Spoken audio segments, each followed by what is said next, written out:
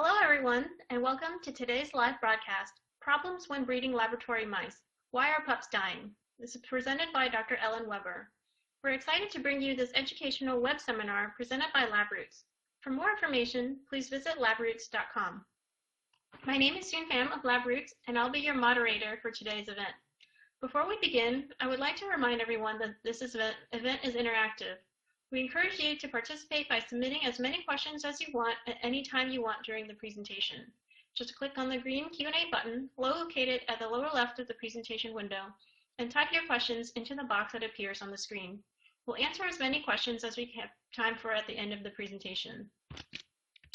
Also, please note that you're viewing this presentation in the slide window. To enlarge the window, just click on the screen icon located on the lower right. Finally, if you have trouble seeing or hearing this presentation, please click on the support button at the top right of the presentation window, or use the Q&A button to let us know that you're having a problem. Thank you. Now, I'd like to introduce our speaker, Dr. Ellen Weber. Dr. Weber is a postdoctoral research fellow at Stanford University. She has a Master's of Science in Biology and received her PhD in Ethology at the Department of Animal Environment and Health, Swedish University Agricultural Sciences, in 2015. Dr. Weber's research focuses on welfare of laboratory animals, and she has worked with laboratory rodents for more than 10 years, with a main focus on maternal behavior and reproduction in mice. Please join me in welcoming Dr. Weber, and I'll now turn the presentation over to her.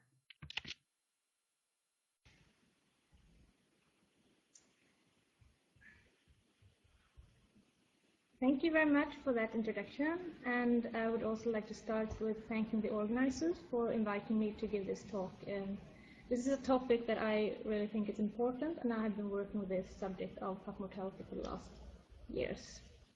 So I will start this talk by giving just a short background on the problem of pup mortality, and then I will go through some of the experimental studies that I have been doing, and finally concluding the results from these studies and giving some practical recommendations.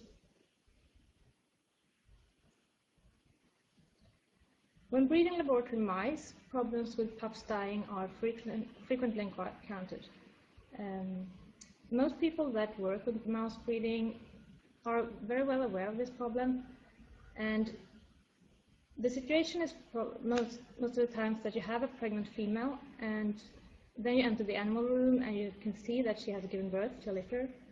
But then later during the day, or maybe the first days after birth, you will enter the animal room again and you will find that there are no pups in the cage, or you will find that the litter has decreased, so there are fewer pups, and you can also find parts of pups scattered in the cage. So a breeding record can basically look like the one you can see here. You have the different litters, like the first part I will show you. Here you have cage 1, where you have a female that gave birth to in total 6 litters. The first litter died, the second litter was successfully weaned, then the third litter died again, the fourth litter was successfully weaned, and so on. You have another female who gave birth, successfully weaned the first litter, then the second litter died, and then she had 4 more litters. And a third example of a female who gave birth to 2 litters that actually died, both of them, but then she successfully weaned a third litter. Sometimes only 1 or 2 pups are lost, but it can also be the phenomenon that actually the whole entire litter is lost. Since breeding is a very important part of providing animals for research, when pups are dying, and especially when entire litters are dying, this of course complicates planning of research. And it's also an issue of animal welfare, because you have a lot of animals dying on a regular basis, but you don't really know why the pups are dying. So if you don't know why they die, but they still are dying on a regular basis, that's a problem. This problem, of course, varies between different facilities. Some experience a lot of problems, some don't experience any problems at all. Just to give an example, this is data from a breeding facility, and we looked at black-sixed and Bubsy mice, 2 very commonly used mice. They had 32% of entire litters, or 20% for Bubsy, that's quite a huge amount of entire litters being lost.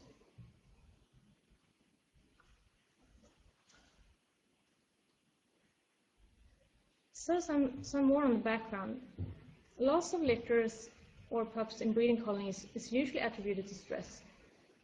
I think this is very interesting because stress is not one event, it's not one thing. So arguing that mouse pups are lost due to stress is almost like saying they can die from anything, because as I just said, there are many different things that can be stressful for mice. So the thing is to try to rule out what kind of stressor will be the thing that causes the mortality. Few studies have actually addressed these problems. You can read about litter mortality or pup mortality, but there are few research studies actually investigating the underlying causes for this problem under normal breeding facilities, under normal conditions. And it's also, as I said before, it's not just litter loss, it's also loss of single pups. So one solution to this problem, just from, if you look at it from a point of view of planning and trying to provide research animals, is to just keep more breeding animals. And several breeding facilities actually do this. They maintain more breeding animals to compensate for the pup mortality. But this, of course, will increase the workload. It will also increase the cost. And it also counteracts the 3R goal of reducing the number of animals used for research. So there are several problems with this strategy. And also, you don't really know why they die. You just try to cope with the problem. When keeping additional breeding animals, you might also end up with a lot of extra animals that will not be used. So then you have to euthanize a lot of surplus animals. So this was just a very short background. But the question I really want to address in this talk is why the pups are dying.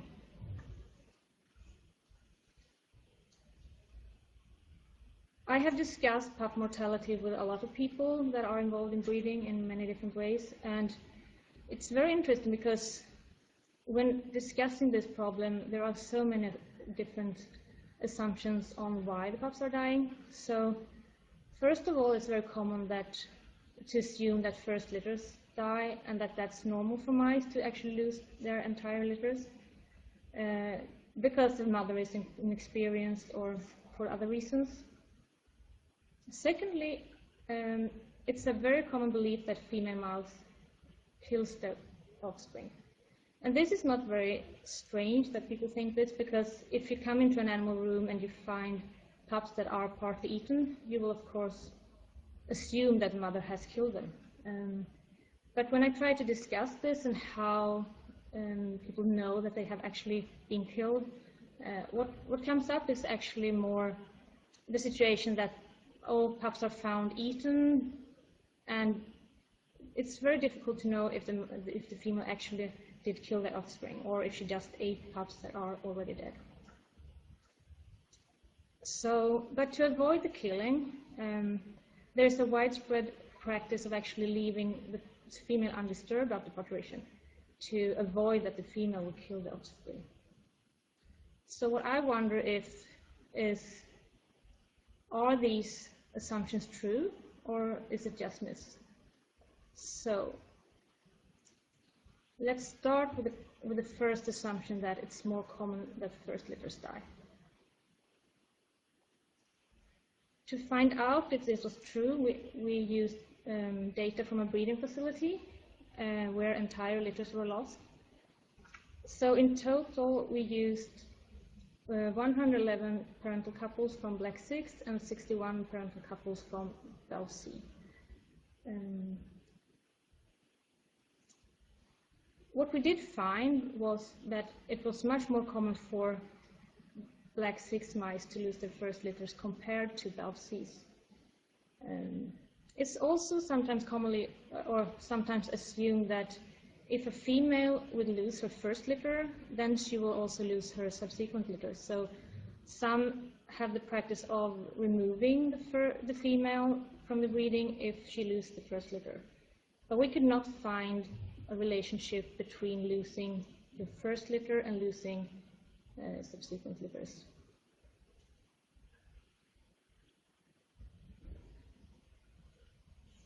And if you want to know more about this study in more detail, there is a publication on this. So to the next assumption then, do female mice kill their pups? And when you think about this, you can actually also wonder, does it really matter how the pups die? Well, from my point of view, I think this is very important, because if you assume why the pups die and you don't really know why they die, it will be very difficult to prevent the problem. So it's actually, I think it's very important to actually try to find out how the pups die and what causes the mortality, because that's the only way to try to learn more and to know how to prevent it. But still, I want to go through two very commonly used terms, infanticide and cannibalism. As I said, I have talked a lot with people breeding mice, and I come in contact with people that use these terms on a regular basis. They say that they have problems with infanticidal females, or that they lose a lot of pups due to cannibalism. So if you look at the terminology and what it means, so infanticide is killing young. So compared to cannibalism, that could actually just include eating dead offspring without killing them. So it depends on, sometimes you divide this into active or passive cannibalism. And the reason why I mention this is that these terms are actually used quite a lot also in scientific papers. So here you can see just a few papers I've chosen to describe. Like, you can read that the majority of death due primarily to cannibalism. Some of the mice displayed cannibalism toward their newborn pups, or dams tended to kill their pups. Oops. Sometimes death loss is also referred to as infanticide, and I think that when you write papers like this and you actually describe the cause of death as being due to cannibalism or due to infanticide, then it's also saying that the female has killed them. But the problem is that when you go through the methods in these papers, you cannot really see a clear description on how this was observed. So you can read that pups were lost this and that day, or they were inspected daily. So of course you go in there once or twice a day and you see that the pups are being lost. You can think that they actually killed them, but I think the problem with assuming something and using these terms is that if you use these terms enough and then it kind of becomes a fact. And then the fact is not based on scientific evidence, it's just based on an assumption. I think that's when you have difficulties actually being able to prevent the problems, because you are assuming something that might not even be correct. So to try to find out if females do kill their pups, I observed a lot of video recordings. So I had 10 female black 6 mice, and I knew they had lots of litters. So I took these video recordings, I looked at them to find the exact time when the female gave birth. From that point, I also knew that the pups had died at a certain point, so I just looked very carefully at these recordings from birth and then until every single pup died. So a lot of going back and forth through these video recordings, just to see what happens between birth and death.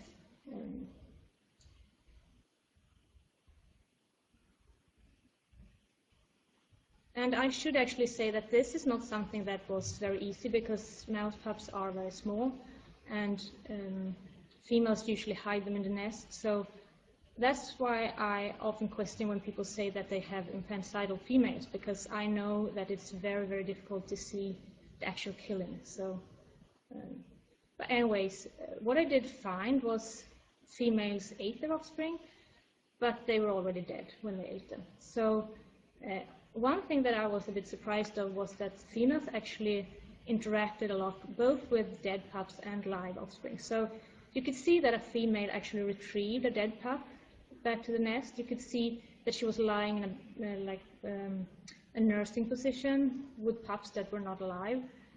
And you can also see that she was manipulating and licking pups that were not alive. And so how did I know if they were not alive? It was actually the definition I had was that the pup stopped moving, and then I never saw a movement from that pup again. So that's how I knew that they were actually dead at some point. But at no instance during these observations I could see a female that had been active with the pups, a pup that was active. At no instance this resulted in the pup being still, so every time that the female let go of the pup, it was still moving. I also observed several cases of dystocia, and that's problems of giving birth. So that's also something. I'll show a picture of that later. I also had several females who gave birth to pups that never moved, so they were obviously stillborn.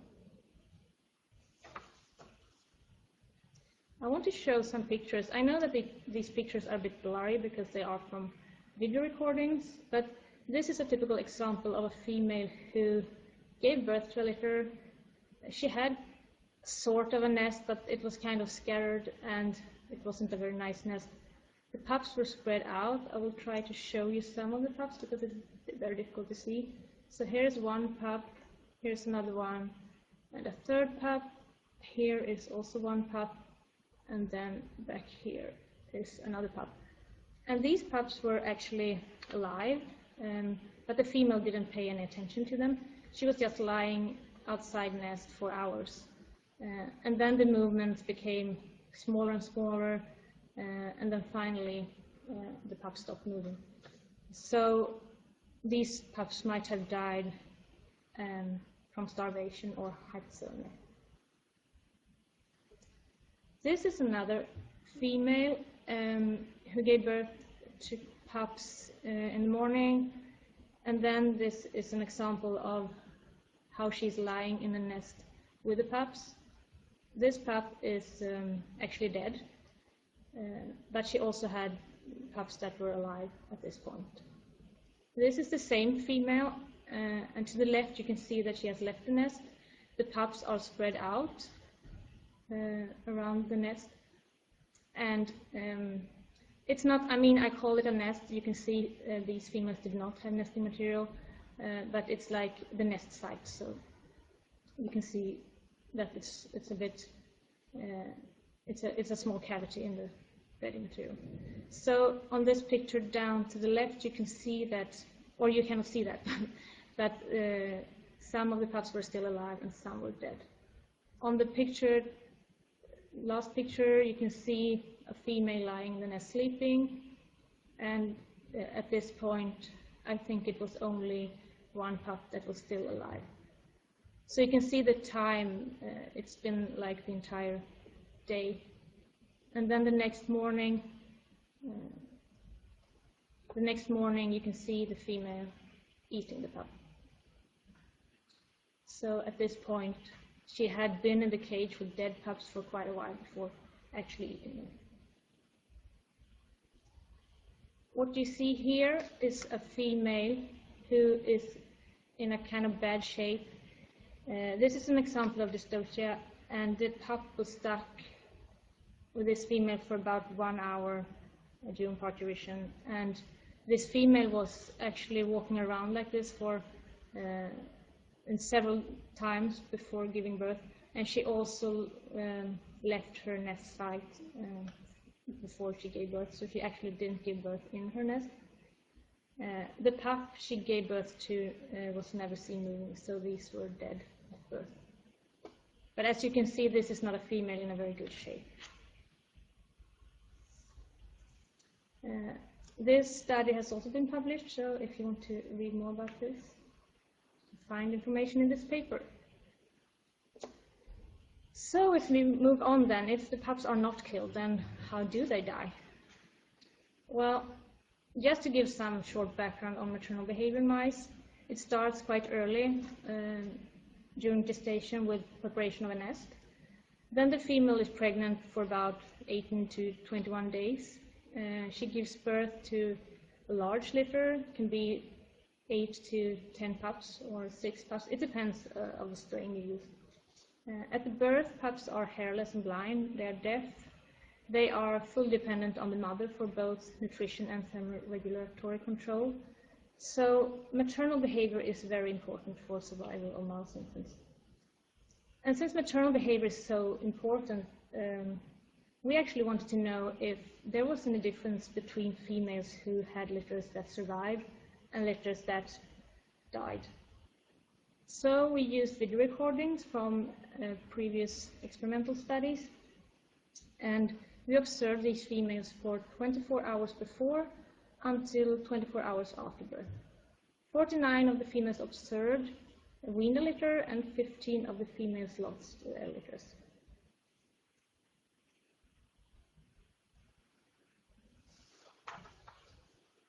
So the video recordings were from 2 experimental studies, and the mice included were housed in 4 different housing environments.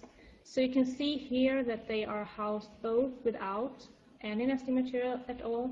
You can see they were housed with a small amount of nesting material, and then also a bit more nesting material and enrichment items in the cage. In total, we observed about 30 behaviors. The behaviors were grouped into behavioral categories. They were mainly focused on behaviors related to maternal behavior and interaction between female and pups. We also wanted to look at some abnormal behaviors like climbing bars, gnawing bars, or removing pups, so on. And just to keep in mind is that these results were, as I said, based on animals that were housed in different housing environments. So what we found was that females that successfully weaned their litters, they performed more nest building behavior during the day before parturition. And then we can also find an association between being outside nest and having a low litter survival. Interestingly, we also found that females that lost their litters, they performed more parturition-related behaviors, and this might indicate that they had some problems giving birth. Because some females actually have a very prolonged parturition, so they can start and then they can give birth to the last pup after several hours. So this indicates that something is not right.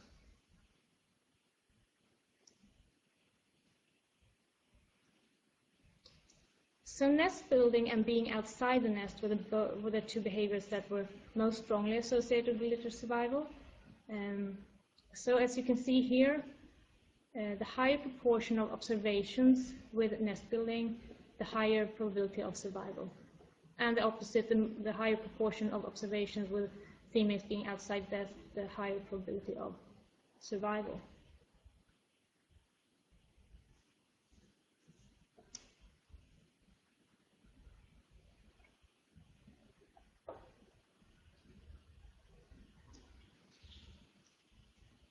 Since nest building is a very important behavior for mice, and we also found that it was influencing survival, we wanted to see more in detail how the amount of nesting material influenced the ability for the female to build nests. So the next step was to look at this. We used like 6 mice, and a small amount of nesting material or a larger amount. And half a nestlet is about 1 gram, and a larger amount, the 3 nestlets, is about 7 grams. So it's not huge amounts, but this gives you a picture. And then we measured nest quality. We used a naturalistic nest score and also added something we called opacity and nest coverage. And I will go through this a little bit more in detail. Then we scored nests from mating every 3rd day until parturition. After parturition, we observed every day until day 3. So this is just an overview of the housing environments used in this study.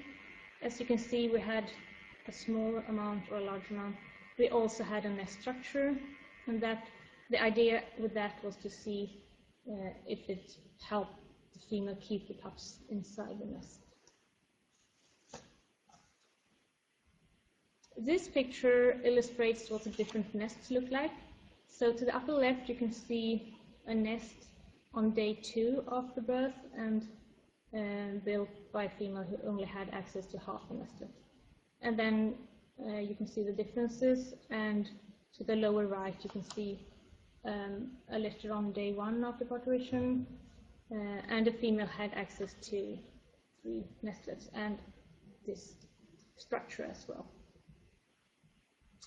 And I also want to say that in this study we actually didn't change the nesting material, so the females had the same nesting material from the day of mating until after birth.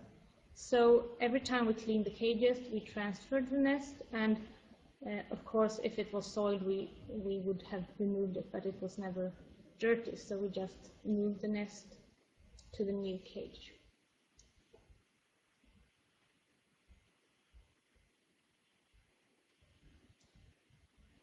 This is a picture illustrating how the nests look like, and I will try to explain a bit how we measured nest quality.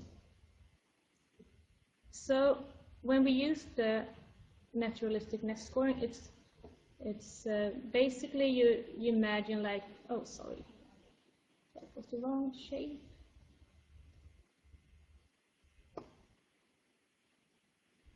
So you basically imagine that you have around like a shape. You look at the shape of the nest, and then you also want to see how much walls are built up around the inner cavity of the nest. And in the case, as you can see here, quite a lot of bedding material has been used as well in the nest. And this is an example of a female that only had a small amount of nesting material. So the pups were actually, you don't really see the pups. Here is a small, you can see something pink in there. So the pups were actually more down in the bedding than hidden by the nesting material. And what we saw was that sometimes the shape was actually quite similar between females that had a large amount of nesting material and females that only had a small amount of nesting material. But still, it was quite a big difference in the appearance of the nest. So we wanted to add something more. So that's why we added the visibility and opacity. So on the lower picture you can see how this was scored. This line is the visibility. So if the female or the pups are visible above the nest edge. And A and B illustrates that opacity, so if you could see the female or pups through the nest wall. So in this case, they would have a score of 3 on both opacity and visibility, because as you can see here, one side of the nest has a hole, so the female is not covered and at all from this side.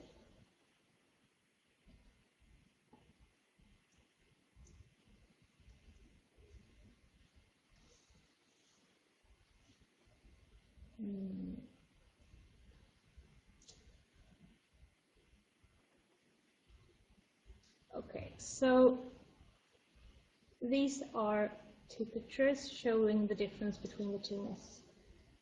So as you can see on the top picture, this is a very nicely shaped dome-shaped nest with only a small opening. But as you can see, mice also do build nests if they have a small amount of nesting material. So the mice have been using also the bedding material. You can see that bedding is chewed into pieces and actually used to create the nest. But it's very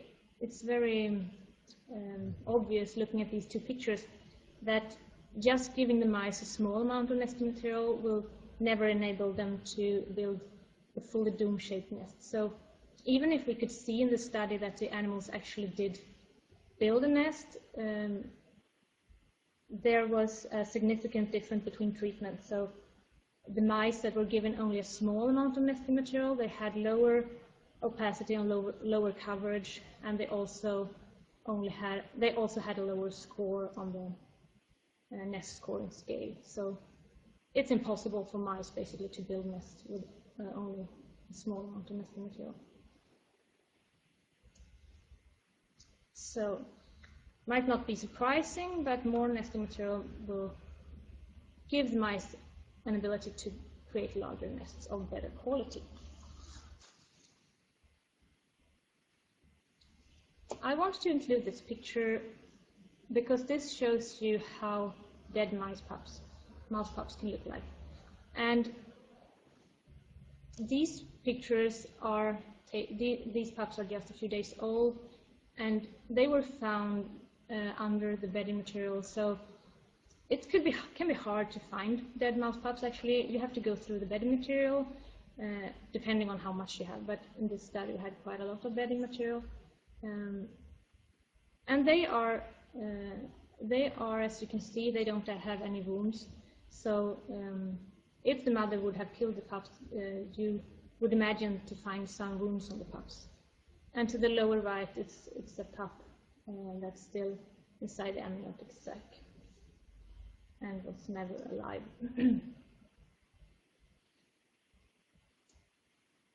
This is another picture. This female was found in the morning. As you can see, she's in quite a bad shape. You can see the sides are really sunken in. You can see parts of pups here. And the interesting thing is that female mice, they normally give birth during the night. And parturitions in mice are very rarely monitored. So if you come to the animal facility in the morning, you find a female in a cage like this, and this means that this female could actually have been suffering for quite a few hours before someone inspected the cage.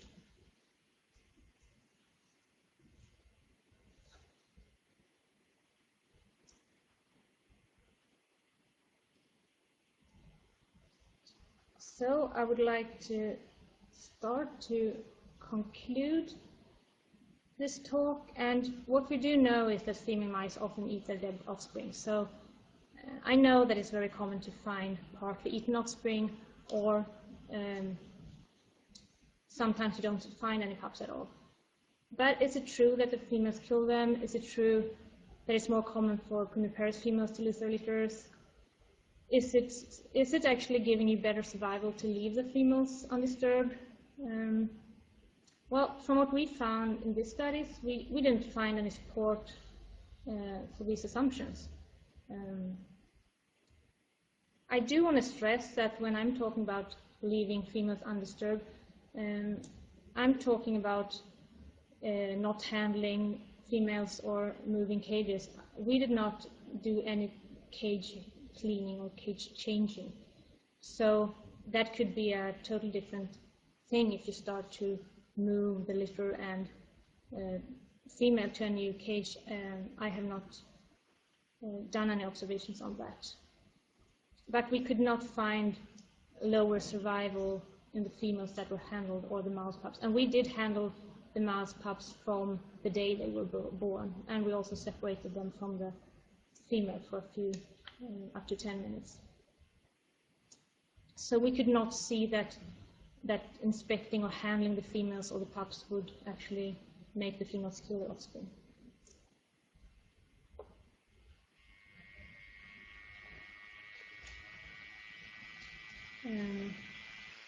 We did find that nest building is associated with high pup survival. And I also want to stress that females need sufficient amount of nesting material to express nest building behavior properly.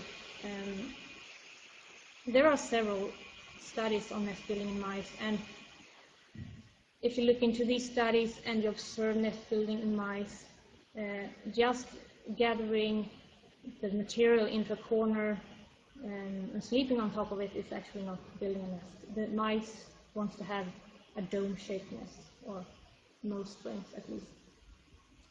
Some mouse pups are stillborn, and I think that problems during parturition might be more common than we are aware of, because we don't always see this, and sometimes females have problems. They can be in labor for a few hours and seem to have problems, but then we don't see it because we are not in the animal facility. And when we enter the room in the morning, we might not know that something was wrong, or we find females in a very bad condition.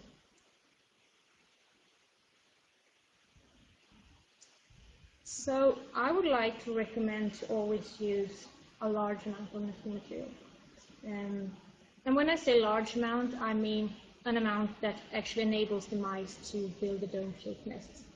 And also make sure that the nesting material is being used, because different strains might have different needs, and not all mice build nests in exactly the same way. So if you see that you give the nesting material but the mice are not using it, then I recommend you to actually figure out why the nesting materials are not used, because mice should normally build nests. And also take time to investigate the real cause for pup loss. Do not just assume why pups die, because if you, as I have stressed several times during this talk, that if you just assume why the pups die, it will be very difficult to actually do something to try to prevent litter loss. So this is something I would really like to highly recommend. And if you work on this and you write papers, please use pup mortality or litter loss or something instead of infanticide and cannibalism, if you are not sure that the female actually kills the pups. So, and also monitoring females around time for parturitions is something that I think we should think more about, because these animals can actually be in quite a lot of pain, and it could be a lot of suffering for them to have these problems. So I think we should actually start to think more about how we monitor mouse females when they give birth.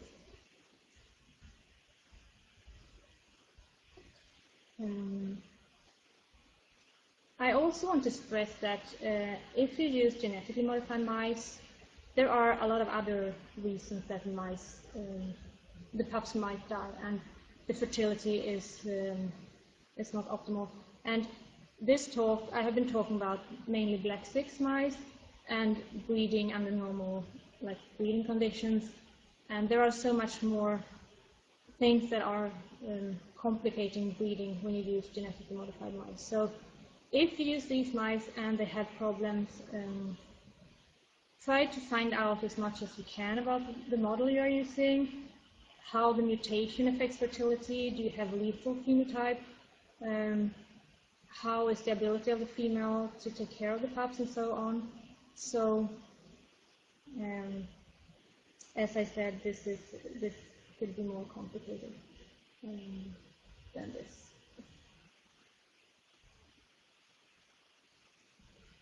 And as I said before, I have been working a bit with this, so there is also a thesis out there if you want to learn more or read more about the studies I have presented today. And please just contact me if you want to have a copy of this thesis.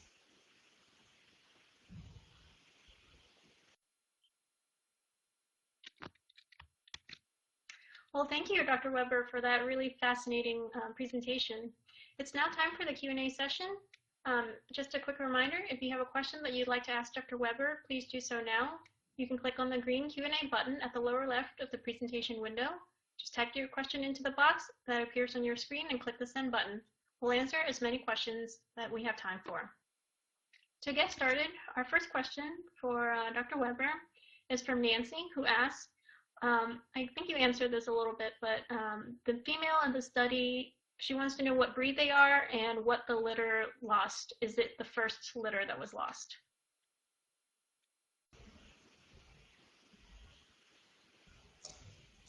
So thank you for that question. So if I got it right, it was the strain and if it was the first litters. So yes, it was mainly black cyst mice that we used, but from the breeding record, the first study I told you about, it was also Bald sea mice. And when I calculated the litter loss that I presented with 20% for Bald sea and 32% for black cyst, it was not only first litters, it was the entire breeding record. But the behavior observations we have been doing is females with first litters.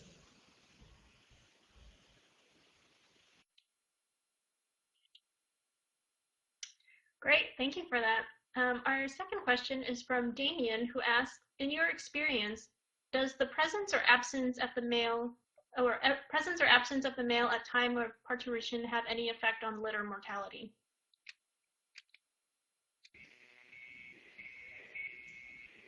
So that's an interesting question.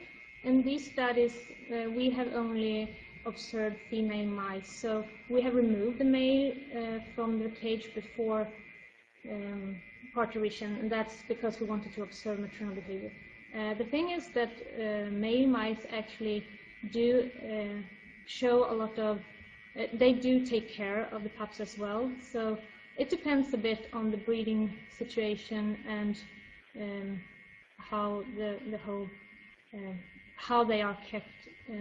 But from like some male would definitely help with taking care of the pups. So, and a lot of breeding facilities actually keep both female and males together continuously. But I have not done any studies to compare survival with or without the male. But that's of course interesting to look into.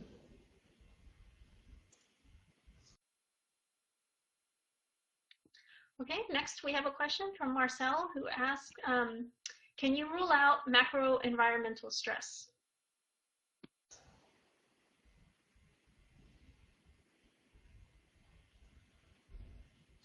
So I don't know exactly if I know what he means with macro environmental stress. So I would like to, if you could specify that question a bit more, that would be helpful. Thank you. Okay. While we wait for a clarification on what macro environmental stress means, we'll go on with another question, also from Marcel, who asks, we do not have commercial nest materials. What common materials can we use?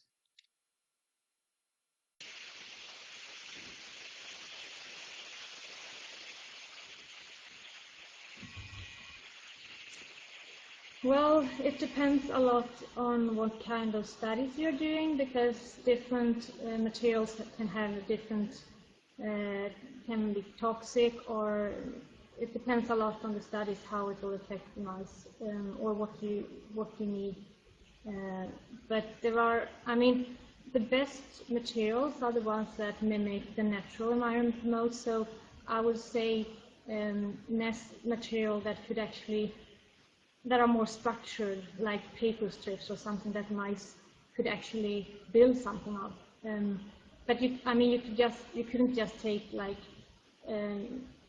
paper, like writing paper, because that could be a bit sharp and injure the pup. So you have to be careful to have something that's soft but still structured. So just try to find something that the mice will use and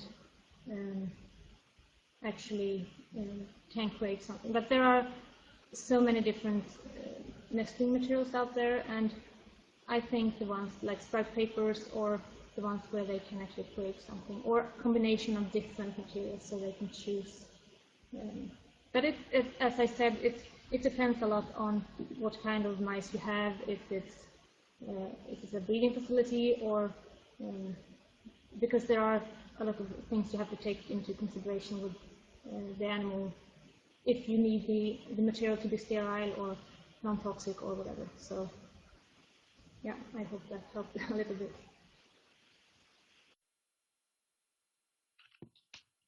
Okay, next we have a comment from Isman, who is from the University of Athens, and he says, "Thank you for the presentation. Have you checked any infectious agent present that may cause the stillbirths? And do you conduct health monitoring?"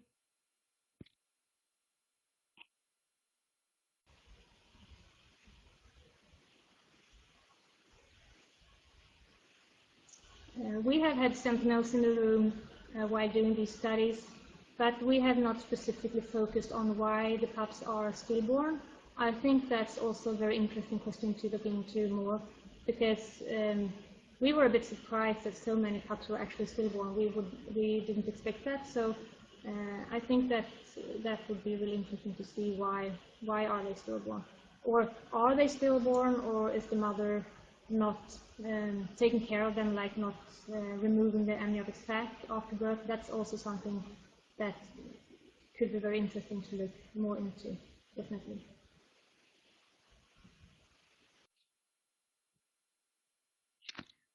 Okay, we have another question from Marcel, who asked, "What is the black material you have inside the cages that keeps the nest in the corner?"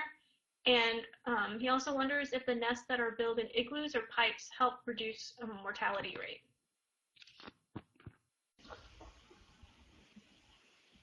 So first of all, we have not done any studies observing mice that are provided with igloos or pipes.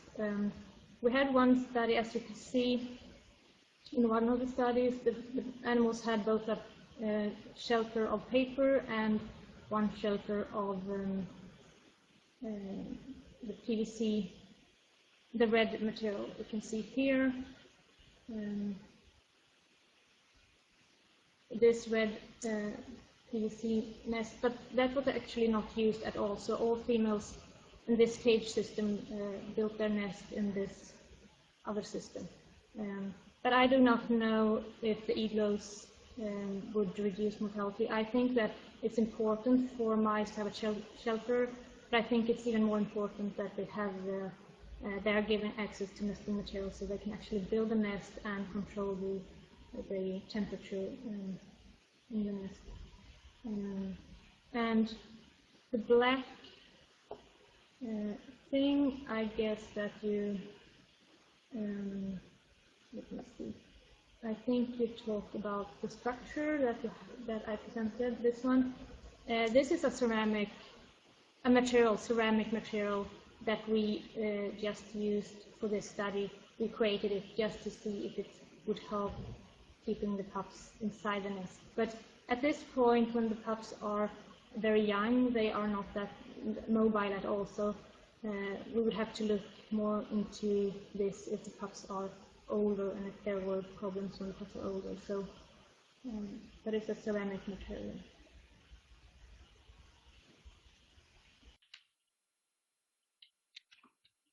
Okay, we have clarification from Marcel about the macro-environmental stress causing the mortality rate. And by macro-environmental stress, he means stress from outside the cage, the environment, such as room temperature, noise, and odor. So do you have any experience of that causing mortality in the mice?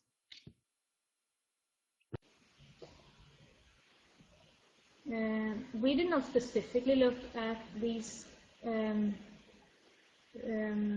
different things you mentioned, but I think what's important to be aware of is that it's always good to rule out these things. So if you have problems with pup mortality, it could be a very good idea to try to figure out what kind of noise you have in the animal room, because there are a lot of noise in the animal rooms that we do not hear. So measure that and see if there's something we can do and will it help. But in my studies we have not addressed this specifically, so there are, as you mentioned, a lot more that can be done, but Also room temperature, you should be aware of that the temperature in the room and in the cage is not always the same. So that's also one reason it's very important to give the mice nesting material, because then they can control the temperature by actually building a nest and providing a warm area for the mouse pups.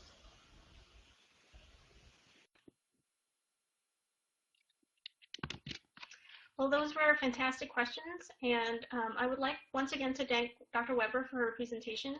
Do you have any final comments for the audience? Well, I would like to thank you all for listening, and thank you very much for giving me a lot of interesting questions. And I also would like you to just please contact me if you have more questions, or if you have problems with breeding. I would be happy to try to help you out. And so you can find my contact and also the reference list in the PDF that's provided for this talk. So thank you very much for listening today.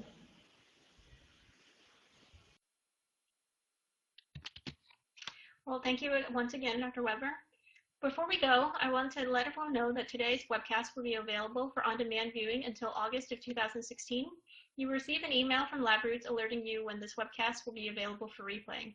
Please share that announcement with your colleagues who may have missed today's live event. That's all we have for now, and thanks for joining us, and we hope to see you again soon. Bye-bye.